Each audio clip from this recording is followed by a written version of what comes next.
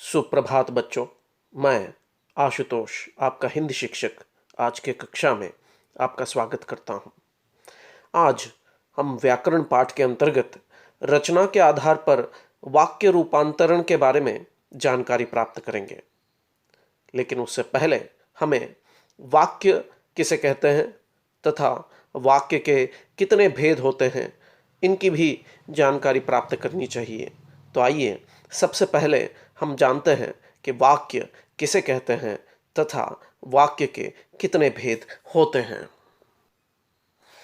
वाक्य की परिभाषा दो या दो से अधिक शब्दों के सार्थक समूह को वाक्य कहते हैं। वाक्य के दो अनिवार्य घटक होते हैं, एक होता है उद्देश्य, दूसरा होता है विधेय। उद्देश्य किसे कहते हैं? वाक्य में जिसके बारे में कहा गया होता है उसे हम उद्देश्य कहते हैं। दूसरा अनिवार्य घटक है विधेय। वाक्य में उद्देश्य के बारे में जो कुछ भी कहा गया होता है उसे हम विधेय कहते हैं। आइए इसे एक उदाहरण के जरिए समझने का प्रयत्न करते हैं। एक वाक्य है, हनुमान जी ने लंका जलाई। अब इसमें उद्देश्य क्या है? जैसे कि बताया गया है कि वाक्य में जिसके बारे में कहा गया है उसे हम उद्देश्य कहते हैं। तो यहाँ पर वाक्य में हनुमान जी के बारे में कहा गया है, इसलिए यहाँ उद्देश्य है हनुमान जी। विधेय उसे कहते हैं जो उद्देश्य के बारे में जो कुछ भी कहा गया होता है। अर्थात यहाँ पर कहा गया है कि लंका जलाई, तो विधेय हुआ लंका जलाई। तो इस प्रकार से वाक्य में ये दो अनिवार्य घटक होते हैं। अब हम वाक्य के भेद के बारे में जानकारी प्राप्त करेंगे। वाक्य के दो भेद होते हैं, एक होता है अर्थ के अनुसार वाक्य और दूसरा होता है रचना के अनुसार वाक्य। आइए हम इन्हें और भी विस्तृत रूप से जानने का प्रयत्न करते हैं। अर्थ के अनुसार वाक्य उन्हें कहा जाता है जो वाक्य किस प्रकार का है उस अर्थ को वह महत्वपूर्ण माना जाता है। अर्थ के अनुसार वाक्य के 8 भेद होते हैं। एक होता है विधानार्थक वाक्य, 2 निषेधार्थक वाक्य, 3 आज्ञार्थक वाक्य, 4 प्रश्नार्थक वाक्य, 5 विस्मयादि बोधक वाक्य, 6 इच्छार्थक वाक्य, 7 संदेहार्थक वाक्य और 8वां संकेतार्थक वाक्य। रचना के आधार पर भी वाक्य के भेद होते हैं। रचना अर्थात वाक्य किस प्रकार रचित हुआ है उस आधार पर हम वाक्य के भेद करते हैं। इसके 3 प्रमुख भेद होते हैं। एक होता है सरल वाक्य, 2 मिश्र वाक्य और 3 संयुक्त वाक्य। 10वीं कक्षा की परीक्षा की दृष्टि से हमें रचना के अनुसार वाक्य के भेद के बारे में जानकारी अधिक प्राप्त करनी है। तो आइए सबसे पहले हम सरल वाक्य के बारे में जानकारी प्राप्त करेंगे। सरल वाक्य, उसकी परिभाषा कुछ इस प्रकार है, जिस वाक्य में एक ही उद्देश्य और एक ही विधेय हो उसे हम सरल वाक्य कहते हैं। मैं पहले ही बता चुका हूं कि इसमें उद्देश्य और विधेय किसे कहते हैं। तो सरल वाक्य उसे कहा जाता है जिस वाक्य में एक ही उद्देश्य होता है और एक ही विधेय होता है और जिसे बहुत ही सरलता से कहा गया होता है। उदाहरण के लिए, सूर्योदय होने पर पंछी चहचहाने लगे। इसमें उद्देश्य है सूर्योदय, क्योंकि यहाँ पर सूर्योदय के बारे में बताया गया है और उसके बारे में यह बताया गया है कि सूर्योदय होने पर पंछी चहचहाने लगे। अतः इसे सरल वाक्य कहते हैं। रचना के अनुसार वाक्य का दूसरा भेद है मिश्र वाक्य। इसकी परिभाषा कुछ इस प्रकार है, जिस वाक्य में एक से अधिक उपवाक्य हो तथा उनमें से एक प्रधान हो तथा दूसरे उपवाक्य उस पर आश्रित हो तो उसे हम मिश्र वाक्य कहते हैं। अंग्रेजी में इसे हम मेन क्लॉज और सबऑर्डिनेट क्लॉजेस ऐसा कहते हैं। प्रधान वाक्य अर्थात मेन क्लॉज और उपवाक्य अर्थात सबऑर्डिनेट क्लॉजेस। यहाँ पर मिश्र वाक्य को कॉम्प्लेक्स सेंटेंस ऐसा कहा जाता है। प्रधान वाक्य अर्थात जो अपने आप में परिपूर्ण वाक्य होता है उसे हम प्रधान वाक्य कहते हैं, या फिर उसे हम सरल वाक्य भी कह सकते हैं।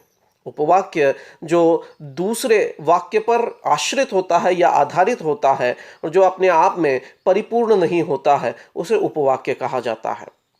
इसमें उपवाक्यों को जोड़ने के लिए जो कुछ योजकों का प्रयोग किया जाता है उसे निम्न रूप से देखा जा सकता है। मिश्र वाक्य में ये योजक हमको अक्सर दिखाई देते हैं कि, जो, जिसे, क्योंकि, जब, तब, चूंकि, इसलिए। एक उदाहरण लेते हैं मिश्र वाक्य के लिए। शिक्षक ने कहा कि कल हिंदी की परीक्षा है। अब यहाँ पर मुख्य वाक्य प्रधान वाक्य हो गया शिक्षक ने कहा, कल हिंदी की परीक्षा है, यह आश्रित उपवाक्य हुआ और इन दोनों को जोड़ने का कार्य किया कि नामक योजक ने। एक और उदाहरण लेते हैं। यदि बारिश नहीं हुई तो फसल नष्ट हो जाएगी। अब इसमें प्रधान वाक्य है बारिश न होना और उपवाक्य है फसल का नष्ट हो जाना, जिसे यदि तथा तो योजक के द्वारा जोड़ा गया है। इसे हम मिश्र वाक्य कहते हैं। अब हम संयुक्त वाक्य के बारे में जानकारी प्राप्त करते हैं। उसकी परिभाषा कुछ इस प्रकार है। जिस वाक्य में दो या दो से अधिक सरल वाक्य हों उसे संयुक्त वाक्य कहते हैं। अर्थात इसमें सरल वाक्य होते हैं, अपने आप में परिपूर्ण होते हैं, दोनों प्रधान वाक्य होते हैं। यानी कि इसमें दो या दो से ज्यादा मेन क्लॉजेस होते हैं। इसे अंग्रेजी में कंपाउंड सेंटेंस ऐसे कहा जाता है। इन वाक्यों को भी जोड़ने के लिए कुछ योजकों का प्रयोग किया जाता है जो इस प्रकार से देखे जा सकते हैं। या, अथवा, और, किंतु, इसलिए, परंतु। इसके उदाहरण भी देख लेते हैं। पहला उदाहरण है, बारिश हो रही थी इसलिए मेरे कपड़े भीग गए। अब इसमें बारिश हो रही थी यह एक वाक्य है, मेरे कपड़े भीग गए ये एक और वाक्य है। इन दोनों ही वाक्यों को इसलिए नामक योजक ने जोड़कर एक ही वाक्य बना दिया है। एक और उदाहरण है, रात हुई और आकाश में तारों का मेला लग गया। रात हुई यह एक वाक्य है, आकाश में तारों का मेला लग गया यह एक वाक्य है। इन दोनों ही वाक्यों को और नामक योजक ने जोड़कर एक ही वाक्य बना दिया है। तो इस प्रकार से सरल, मिश्र और संयुक्त तीन प्रकार के वाक्य हम देखते हैं। अब हम अपने परीक्षा की दृष्टि से प्रमुख अंश की तरफ बढ़ते हैं, वाक्य रूपांतरण पर, अर्थात वाक्य परिवर्तित करना। सरल वाक्य को मिश्र या संयुक्त में बदलने, मिश्र वाक्य को सरल या संयुक्त में बदलने, संयुक्त वाक्य को सरल या मिश्र वाक्य में बदलने को वाक्य रूपांतरण कहते हैं। तो आइए हम देखते हैं कि यह किस प्रकार से संभव हो सकता है। सबसे पहले सरल वाक्य से संयुक्त वाक्य कैसे बनाया जाए। सरल से संयुक्त वाक्य बनाने के लिए हमें कम से कम दो सरल वाक्य बनाने पड़ते हैं। इसे उदाहरण के जरिए और स्पष्ट रूप से समझने का प्रयत्न करते हैं। उदाहरण है, शिक्षक के कहने पर सब मान गए। यह एक सरल वाक्य है। अब इसके दो वाक्य कैसे बन सकते हैं।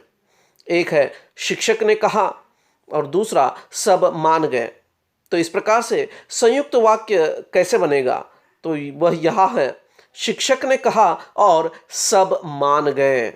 इस प्रकार से शिक्षक ने कहा, सब मान गए, इन दो सरल वाक्यों को और योजक से जोड़कर सरल वाक्य को हमने संयुक्त वाक्य में बदल दिया। अब हम जानेंगे कि सरल वाक्य से मिश्र वाक्य कैसे बनाया जाता है। सरल वाक्य से मिश्र वाक्य बनाने के लिए एक प्रधान तथा एक आश्रित उपवाक्य का होना अनिवार्य है। इसको हम उदाहरण के जरिए जानने का प्रयत्न करते हैं। उदाहरण है, धनी व्यक्ति हर चीज खरीद सकता है। यह एक सरल वाक्य है। अब इसके दो उपवाक्य कैसे बन सकते हैं। पहला है, धनी व्यक्ति है, दूसरा उपवाक्य बन सकता है हर चीज खरीद सकता है। अब इन दोनों को योजक चिन्ह के द्वारा जोड़कर हम मिश्र वाक्य के रूप में परिवर्तित कर सकते हैं। मिश्र वाक्य बनेगा, जो व्यक्ति धनी है वह हर चीज खरीद सकता है। अब यहां पर जो और वह, इन दो योजकों के जरिए वाक्य को जोड़कर सरल वाक्य को मिश्र वाक्य के रूप में परिवर्तित कर दिया गया है। तो इस प्रकार से सरल वाक्य से हम संयुक्त और मिश्र वाक्य बना सकते हैं। अब हम आगे बढ़ते हैं। अब हम जानेंगे संयुक्त वाक्य से सरल वाक्य कैसे बनाया जा सकता है। संयुक्त वाक्य से सरल वाक्य बनाने के लिए पहले हमें योजक को हटाना पड़ेगा और उसके बाद उसे अर्थपूर्ण वाक्य बनाए रखकर एक उपवाक्य को पदबंध के रूप में बदलना पड़ेगा। तो इस प्रकार से हम संयुक्त वाक्य से सरल वाक्य बना सकते हैं। एक उदाहरण के जरिए इसे और स्पष्ट रूप से समझने का प्रयत्न करते हैं। उदाहरण है, घर में रहो और गृह कार्य पूरा करो। अब इसे हम और के जरिए दो प्रधान वाक्यों को, सरल वाक्यों को जोड़ा गया है, ये देख सकते हैं। तो यह संयुक्त वाक्य है। अब इसमें से हमें पहले योजक को हटाना पड़ेगा और उससे बनेंगे दो वाक्य, घर में रहो और दूसरा है गृह कार्य पूरा करो। तो सरल वाक्य कुछ इस प्रकार से बनेगा, घर में रहकर गृह कार्य पूरा करो। तो इस प्रकार से संयुक्त वाक्य से सरल वाक्य बन सकता है। अब हम जानने का प्रयत्न करेंगे कि संयुक्त वाक्य से मिश्र वाक्य कैसे बनाया जाता है।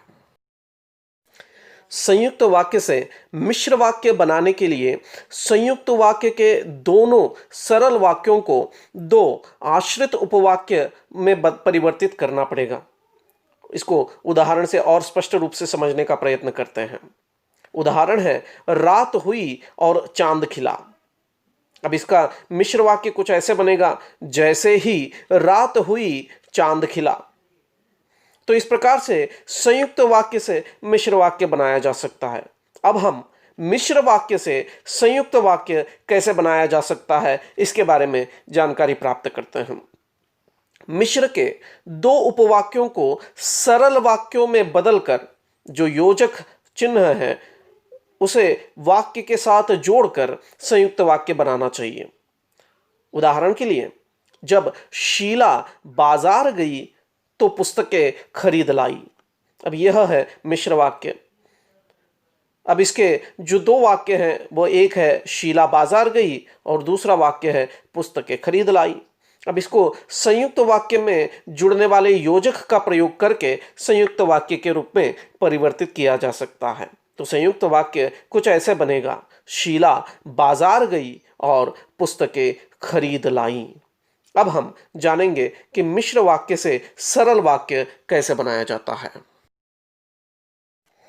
मिश्र वाक्य से सरल वाक्य बनाने के लिए पहले दो उपवाक्यों को सरल वाक्य में बदलकर प्रधान वाक्य को वैसे ही रखना है तथा आश्रित उपवाक्य को पदबंध में बदलना है। इसे उदाहरण के जरिए और स्पष्ट रूप से समझने का प्रयत्न करते हैं। मिश्र वाक्य का उदाहरण है, जैसे ही शिक्षक ने देखा विद्यार्थी खिसक गया। अब इसमें दो वाक्य हैं, एक है शिक्षक ने देखा और दूसरा विद्यार्थी खिसक गया। अब इसको हम सरल वाक्य में कैसे बना सकते हैं, तो यहां पर है, शिक्षक को देखते ही विद्यार्थी खिसक गया। तो इस प्रकार से हम देखते हैं कि मिश्र वाक्य से सरल वाक्य बनाया जा सकता है। तो वाक्य रूपांतरण में अक्सर हमें यही प्रश्न आते हैं, मिश्र वाक्य दिया जाता है और उससे संयुक्त या सरल में परिवर्तित करने के लिए कहा जा सकता है। संयुक्त वाक्य देकर उसे मिश्र या सरल में परिवर्तित करने के लिए कहा जा सकता है, या सरल वाक्य देकर उसे मिश्र या संयुक्त वाक्य में परिवर्तित करने के लिए कहा जा सकता है। कभी कभी ऐसा भी प्रश्न पूछा जा सकता है कि रचना के आधार पर वाक्य का भेद कौन सा है, यह बताइए। अब अभ्यास के लिए कुछ प्रश्न दिए जा रहे हैं। सरल वाक्य से संयुक्त और मिश्र वाक्य बनाने के लिए 3 सवाल हैं। मजबूरी के कारण हम मान गए, दूसरा, डॉक्टर ने रोगी को दवाई दी। तीसरा, मैंने एक बहुत लंबा व्यक्ति देखा। मिश्र वाक्य से सरल या संयुक्त वाक्य बनाना है।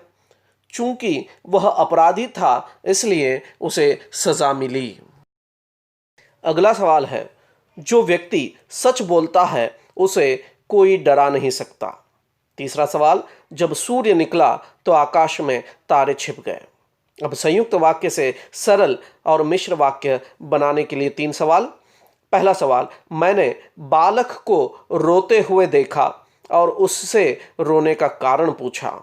दूसरा सवाल, राम कल यहाँ आया और शाम से बात करके चला गया। तीसरा सवाल, बादल घिर आए और वर्षा होने लगी। तो आपको इन सवालों के जवाब लिखने हैं। आशा है कि आपको यह पूरी तरह से समझ में आ गया होगा। कोई भी शंका या सवाल हो तो मुझसे संपर्क कर सकते हैं। धन्यवाद।